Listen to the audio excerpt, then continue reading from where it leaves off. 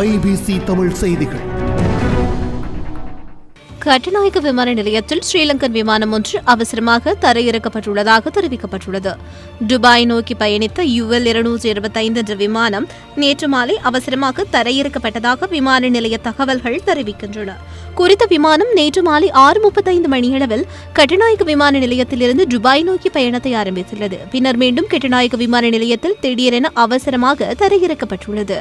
இந்திய வானிலையில் வைத்து விமானத்தில் பறவைகள் மோதியுள்ளதால் விமானம் மீண்டும் தரையிறக்கப்பட்டதாக விமான நிலைய பேச்சாளர் தெரிவித்துள்ளார்.